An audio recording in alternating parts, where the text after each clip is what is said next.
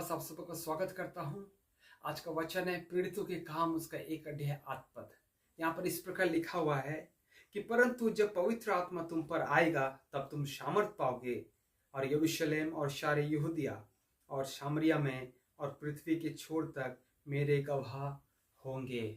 यहाँ पर यीशु मसीह ने अपने चेलों को इससे पहले कि वो स्वर्ग पर उठा लिया जाए एक बहुत बड़ी आज्ञा दे कि तुम यरूशलेम को ना छोड़ना, और जब तक पवित्र आत्मा ना आए तब तक तुम सामर्थ नहीं पा सकते। और बहुत सारी बातें हैं जो तुमको करना है और तुम अपने आप से नहीं कर सकते, इसलिए पवित्र आत्मा के सामर्थ तुमको आवश्यकता है। मेरे प्रियो, यीशु ने अपने शिष्यों को ये बताया। और जब हम देखते हैं पीड़ितों के काम उसका 2 अध्याय, पेंतीकोस्त के दिन में पवित्र आत्मा हमारे साथ कलीसिया में रहने के लिए, परमेश्वर का कार्य करने के लिए, प्रभु यीशु मसीह का कार्य को आगे बढ़ाने के लिए इस संसार के अंदर में उतर आया। मेरे प्रियो, लेकिन एक बात यहाँ पर सोचने की है कि पवित्र आत्मा हमें क्यों दिया गया है, पवित्र आत्मा हमारे कलीसिया के अंदर में क्यों दिया गया है। सबसे पहली बात है कि हम जो मसीह जीवन जी रहे हैं वो हम अपने इच्छा से या अपने शक्ति से हम जी नहीं सकते।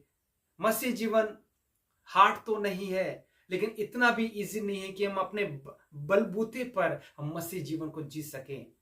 इसलिए यीशु मसीह ने अपने शिष्यों से वायदा किया कि जब तक पवित्र आत्मा ना आए तब तक तुम इस यरूशलेम को और यहूदिया को, सामरिया को, पृथ्वी के छोर तक ना जाना, लेकिन जब पवित्र आत्मा आएगा तब तुम सामर्थ पाओगे, अर्थात तुम्हारे जीवन में एक अद्भुत कार्य होगा और तुम उस सामर्थ के साथ ही आगे बढ़ सकते हो।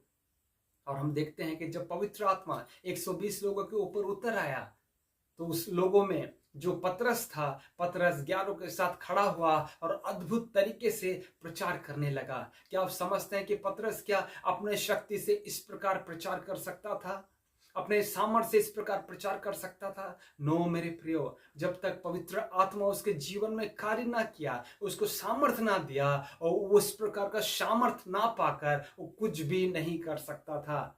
इसलिए यीशु मसीह ने कहा कि इससे पहले कि तुम संसार के अंदर में कार्य करो, तुम्हें सामर्थ्य पाना अनिवार्य है। उसके बाद हम देखते हैं मिशनरी यात्रा शुरू होती है। उसके बाद हम देखते हैं अद्भुत चिन्ह और चमत्कार चेलों के द्वारा से प्रकट होता है। ये इसलिए होता है क्योंकि पवित्र आत्मा के सामर्थ्य उनके जीवन में कार्य कर रही है।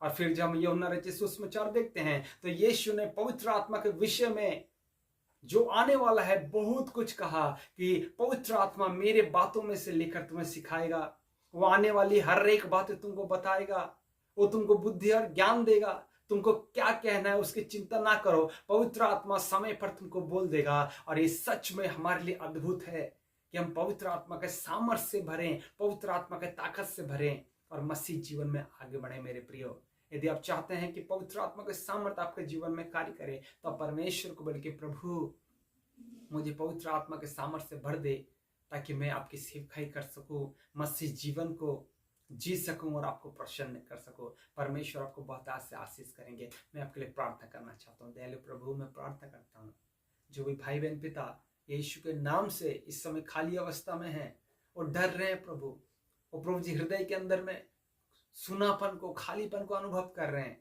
और सेवकाई करना चाहते हैं, आपके लिए दौड़ना चाहते हैं लेकिन वो दौड़ नहीं पा रहे। पिता, मैं प्रार्थना करता हूँ यीशु के नाम में आप उनको ब्लेस कर, उनके जीवन को आपके पवित्र आत्मा के सामर्थ्य से भर दे, यीशु के नाम से वरदानों से भर दे, यीशु के नाम से उनको प्रभु जी का अद्भुत व्यक्ति बना दे ताकि परमेश्वर आपकी महिमा इस संसार के अंदर में होने पाए। मैं प्रार्थना करता हूँ पिता, आपने पवित्र आत्मा हमारे जीवन में एज ए हेल्पर दिया है, सहायक के रूप में दिया। हम धन्यवाद करते हैं, प्रार्थना आपने सुना, धन्यवाद। यीशु के नाम से प्रार्थना को मांगते हैं, आमीन आमीन। परमेश्वर आप सबको बहुत आज से आशीष दे। God bless you.